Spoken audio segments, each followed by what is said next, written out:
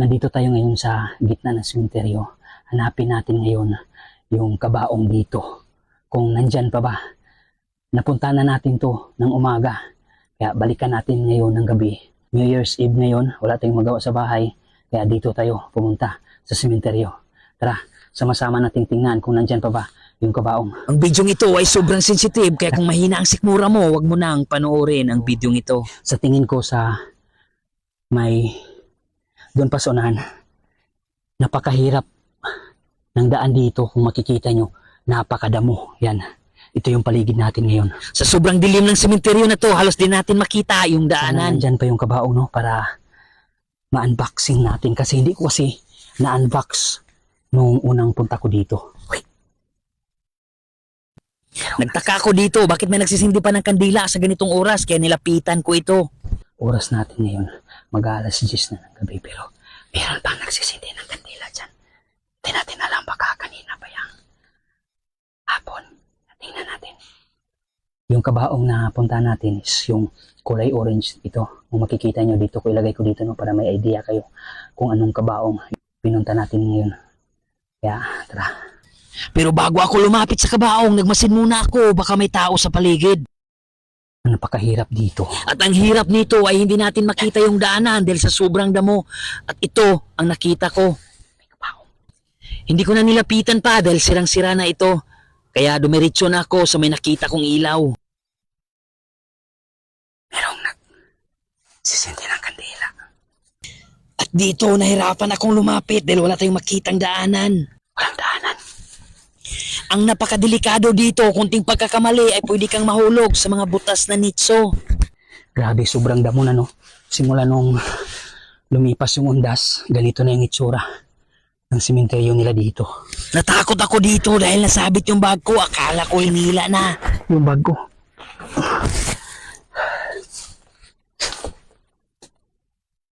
Sinunog, no?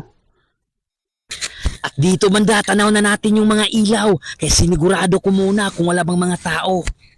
Ang daming kandila. Ang daming kandila.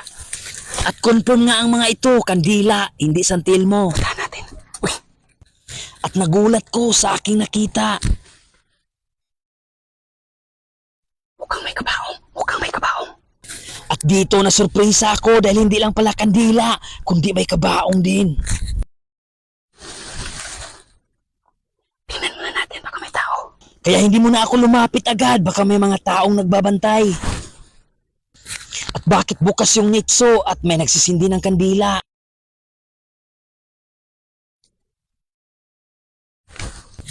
Kaya naisip ko baka may laman pa yung kabaong. Nakabukas yung kabaong. Nakabukas yung kabaong. Tingnan muna natin, baka may nagsisindi dito. Dahil sigurado na ako na wala ng mga tao, kaya nilapitan ko na ito. Dandahan akong lumapit dahil sobrang taka ko. Bakit sinindihan pa nila ng kandila? Bukas naman ito.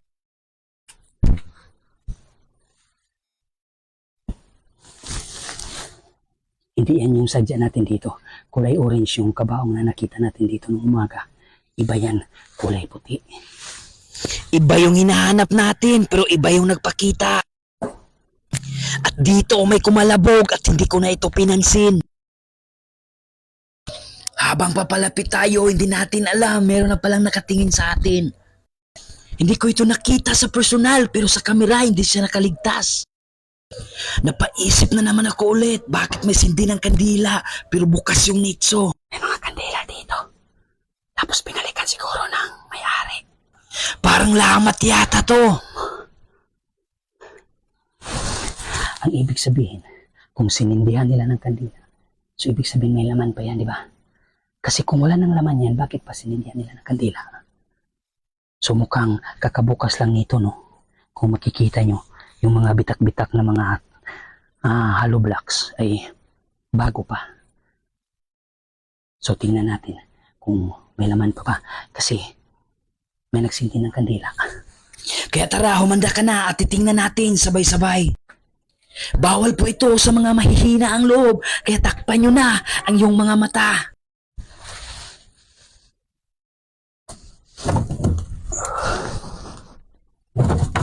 Teka lang, kunin ko yung flashlight ko.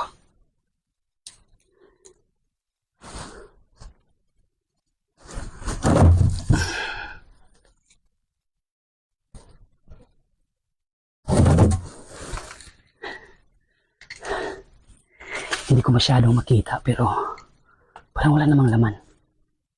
May mga kahoy kasi sa loob eh. Yung mga At dito sobrang kabako dahil gumalaw yung kabaong. kumalaw. Kumalaw. Kumalaw mga idol. Kumalaw. Alis tayo. Kaya umatras na ako para sa ating kaligtasan. Sa tingin ko dito nagalit yung may-ari ng kabaong.